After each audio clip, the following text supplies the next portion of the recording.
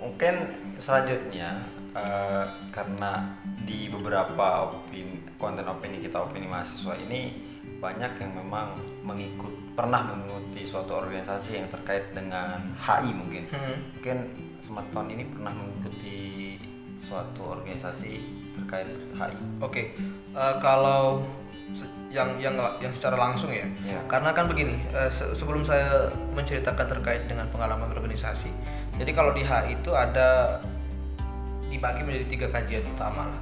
Oh, ada pembagiannya lagi. Jadi ada kajian utama. Apa Pertama itu ada diplomasi yang kaitannya memang terkait dengan protokoler. Nanti untuk diplomat dan sebagainya itu memang fokusnya di diplomasi.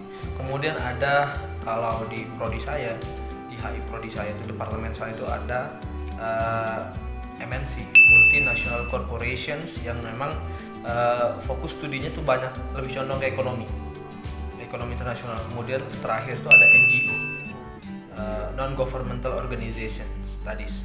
Nah, saya ini ketika belajar HI, ketika masuk HI dulu, bayangan saya hanya terkait dengan diplomasi, menjadi diplomat, menjadi duta besar, kemudian nggak lepas dari protokoler, artinya hanya merepresentasikan sebuah negara misalnya di forum-forum internasional. Itu bayangan saya dulu ketika baru masuk. Kemudian pada perkembangannya ternyata ada loh studi-studi yang lain, dan ternyata saya tertarik dan lebih condong kepada non governmental organizations, atau yang lebih sering kita sebut dengan NGO studies.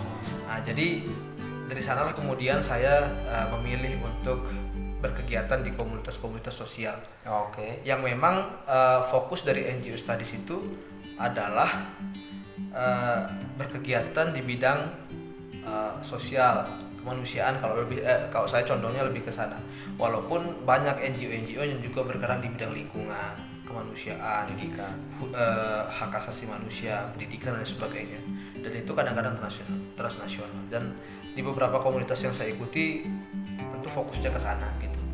Jadi saya tidak sebutkan komunitasnya apa, tapi saya lebih condong kepada NGO, dan dengan bergabung di suatu komunitas itu dan fokusnya sama dengan apa yang saya pelajari, itu juga jadi bagian daripada keorganisasian saya ketika di ilmu hubungan internasional gitu. Apakah nyambungin tadi dengan organisasi yang tadi, apakah di organisasi itu dapat secara langsung membantu dalam proses belajar di HI? Secara langsung sih enggak, tapi ada sifatnya korelatif. Secara korelatif iya.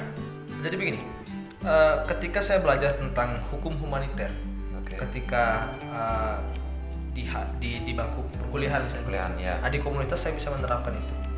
Kemudian kesetaraan gender misalnya gitu, kesetaraan gender di HI itu sangat kental dipelajarinya. Jadi di HI juga belajar tentang hak-hak dasar manusia. Kajian kalau di HI di departemen saya itu namanya kajian hak asasi manusia. Nah, jadi dibahas di sana. Gitu. Jadi ketika kita berbicara hak asasi manusia, maka kaitannya juga nanti dengan pendidikan, kemudian kesetaraan gender dan sebagainya. Dan di komunitas itu saya coba menerapkan itu, dan memang itu yang menjadi fokus kita, terutama di bidang pendidikan sih begitu. Karena mungkin teman-teman juga, karena saya memang basicnya organisasi, dan kalau menurut saya ilmu pemerintahan, kalau menurut saya memang kita juga harus banyak-banyak mencari relasi dengan orang lain selain dari jurusan kita, bahkan seperti itu. Berarti yang bisa saya katakan, kalau misalkan belajar teorinya di bangku perkuliahan, sedangkan untuk pengimplementasiannya di organisasi sangat bisa karena memang organisasi itu kan bagian dari kehidupan nyata ya. Kehidupan di luar kelas yang memang sebagai wadah untuk menerapkan ilmu pengetahuan yang sudah kita dapatkan dari bangku perkuliahan misalnya gitu, karena kita khusus membahas perkuliahan kan. Jadi ketika di bangku perkuliahan dapat teorinya, praktiknya maka harus ada di lapangan. Nah, di lapangan itu harus punya kendaraan, ada komunitas, ada organisasi, banyak lah. Kalau di kampus ada himpunan mahasiswa jurusan, ada kemudian banyak lah ya. Banyak. Pokoknya tidak bisa disebutkan di tingkat prodi ada, fakultas ada, di tingkat universitas juga ada. Gitu. Kalau saya mungkin teman-teman juga bisa searching terkait organisasi di setiap masing-masing universitas khususnya. Hmm. Karena kita tidak spesifik ke Kesana. universitas ini ataupun prodi yang ini, yang Secara ada general lah. secara general aja seperti itu. Mungkin yang ingin saya tanyakan lagi terkait yang HI ini sendiri. Ini boleh santai-santai ya? Santuy, kita mau santuy, mau Saya- senderan, tiduran, yang penting kelihatan di cam udah. Oh gitu, Wah, oke. Siap, santuy. siap. Oke, untuk HI sendiri itu bagaimana yang kita pelajarin nanti, bagaimana apakah kita akan menjadi seorang diplomat, lebih banyak menjadi pejabat atau bagaimana?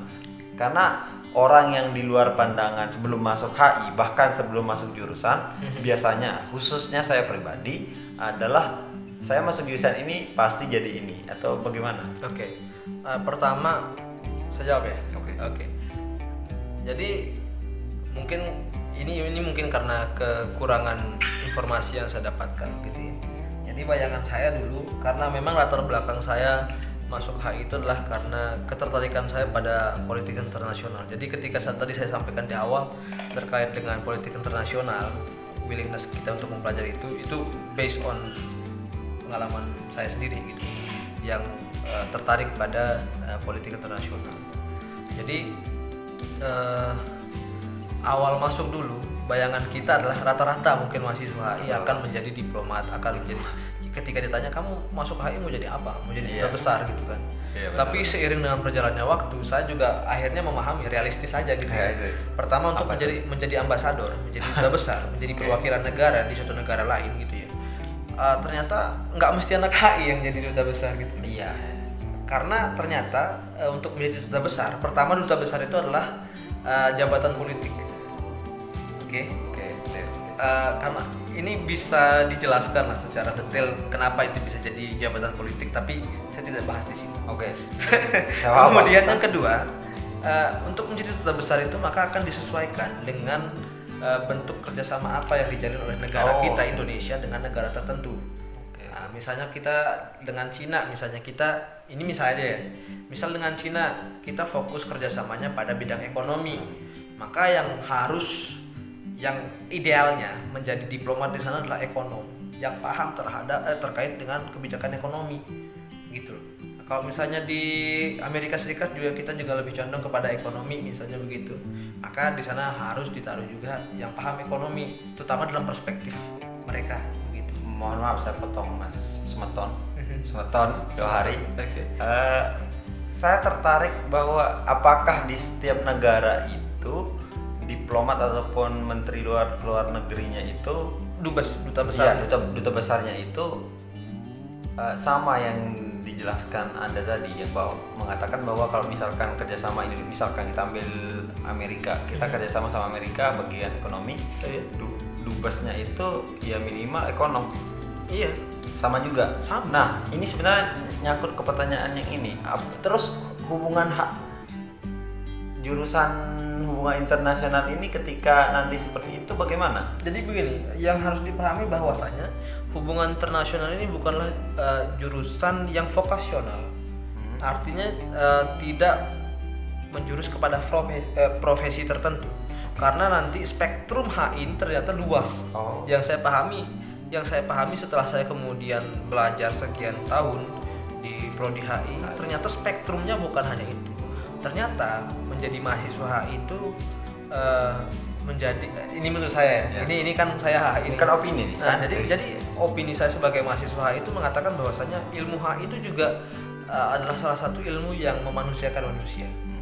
Jadi ketika kita belajar HI, kita juga belajar tentang hukum humaniter, kita belajar tentang hak asasi manusia. Nah, di sana juga mahasiswa HI itu banyak yang jadi aktivis HAM, banyak yang menjadi aktivis lingkungan, banyak yang menjadi aktivis perempuan dan sebagainya. Jadi spektrum HI itu ternyata bukan hanya sekedar urusan protokoler, yang menjadi duta besar lah, yang menjadi staf kedutaan besar di negara tertentu, kemudian yang menjadi diplomat. Itu mungkin kalau misalnya kita menjurus kepada pengertian ilmu HI secara konvensional mungkin iya, yang hanya sekedar membatasi bahwasanya studi ilmu HI adalah studi yang mempelajari dinamika hubungan antara satu negara dengan negara yang lain. Itu yang konvensional. Tapi dalam perkembangannya ilmu HI secara kontemporer itu spektrumnya lebih luas lagi. Ketika kita sudah mengatakan ilmu HI, maka termasuk juga di sana kita mengatakan masyarakat transnasional, dan kita menjadi bagian dari masyarakat transnasional. Apalagi kalau misalnya ketika satu negara sudah menjalin kerjasama dagang, misalnya ASEAN Free Trade Agreements, perjanjian perdagangan bebas negara Asia Tenggara. Yeah. Nah, jadi kan masyarakatnya itu juga lebih bebas. Misalnya sekarang gini, satu kebijakan bebas visa buat wisatawan itu kan kebijakan internasional juga yang diberlakukan di ASEAN. Yeah. Jadi misalnya sekarang kita mau ke negara ASEAN, Malaysia, Singapura, Thailand, Vietnam, Laos, Filipina dan sebagainya. Kalau misalnya kita mau ke sana kan kita nggak perlu visa. Kalau misalnya tinggalnya hanya sebulan, kita nggak perlu visa. Kalau kita nggak, kalau tujuannya untuk turis ya, untuk menjadi pekerja beda, untuk studi beda. Karena kan durasinya juga nggak mungkin sebulan kan. Yeah. Nah kalau sebulan hanya untuk melancong itu tidak ada beban visa, gitu. Nah jadi spektrum HI itu kembali lagi itu sangat luas, terutama dalam kajian ekologi sih gitu. Yang paling apa ya, paling mudah lah kalau misalnya kita bilang, ketika kita dulu isu lingkungan itu nggak semasif sekarang orang membahasnya gitu. Jadi mungkin bisa disimpulkan bahwa ketika teman-teman masuk HI, Anda tidak langsung serta-merta dijadikan duta besar luar negeri. Jadi masih ada harapan. itu. jadi teman-teman bahkan masuk jurusan yang lain pun teman-teman tidak serta-merta langsung masuk SIP langsung jadi pejabat, tidak. Enggak. Dia ini kan IP nggak mungkin langsung jadi gubernur dong. Nah, tidak. Dia harus melewati kompetisi politik yang mahal Di Indonesia.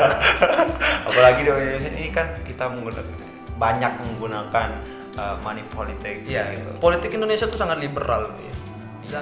Itu opening kita. Jadi mohon polisi polisi cyber jangan nangkap kita. Tapi kan opini doang. Ini tapi kalau kata dosen saya gini, politik Indonesia itu sangat liberal. Kenapa itu? Jadi karena Amerika saja yang menganut sistem liberal dalam politiknya hanya memiliki 2 partai. Kita multi partai yang sangat luar biasa banyak, dan itu sangat banyak menelan biaya politik. Belum lagi dikorupsi. Wah, habis ini ditangkap kita. Jangan-jangan dana ini aja apa namanya yang ada di APBN, bahkan dana bantuan Covid pun dikorupsi. Wah itu kalau itu fakta. Itu kurang ajar. Itu fakta sih, itu fakta. Ini kurang ajar. Kalau masyarakat kan hanya boleh 3M. Kalau menterinya 17M. Oke. Kalau di jurusan saya ada ini. Kalau itu namanya Dewan Perwakilan Rakyat. Jadi kalau ketika rakyat pengen kaya sudah diwakilkan. Iya. Ketika rakyat pengen punya mobil mewah sudah diwakilkan DPR. Iya, masuk akal sih. Nah, benar juga. Tapi ini bentuk satire karena ini mungkin muaknya masyarakat ya. Muaknya ini kok Dewan Perwakilan kok kerjaannya nggak beres terus. Jadi banyaklah satire-satire yang dilakukan untuk mengkritisi. Jadi jangan tersinggunglah anda yang di kursi parlemen ya. jadi sebenarnya teman-teman juga berhak menyuarakan suara. Iya, karena demokrasi itu penjamin itu. Iya kan? Iya. Jadi habis ini ditangkap kita. Kalau kita nggak update status dalam beberapa hari ke depan, mungkin kita sudah diciduk setelah upload video ini ya. Ya teman-teman, kalau lihat saya tidak upload lagi, berarti 2 kemungkinan. Yang pertama saya kelupaan, yang kedua saya malas ngupload. Cuman itu doang. Berarti yang lain tidak ditangkap ya? Nggak ada. Karena kita berada di masa reformasi. Oh ya teman-teman, untuk mengingatkan kembali karena konten opini mahasiswa ini, kenapa saya namakan demikian, karena supaya siapapun yang saya undang di sini berhak untuk menyampaikan opini, dan opini itu dalam kehidupan bernegara khususnya bangsa Indonesia ini dijamin oleh undang-undang seperti itu. Tapi opini saya, perspektifnya ya mahasiswa HI lah ya. Iya, perspektif.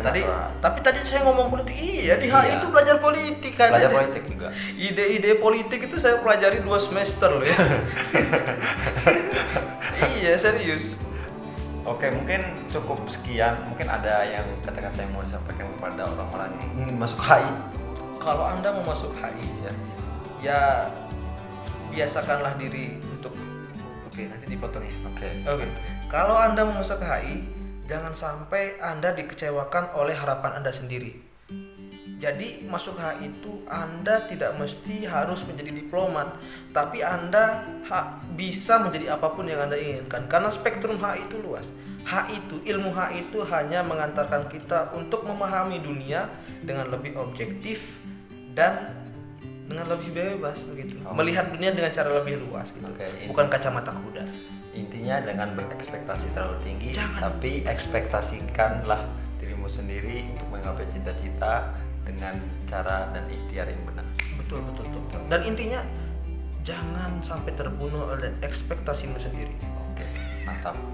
Mungkin cukup sekian untuk konten kali ini. Sampai jumpa di konten opini kita, opini mahasiswa selanjutnya. Oke. Semoga teman-teman dalam keadaan sehat selalu dan see you.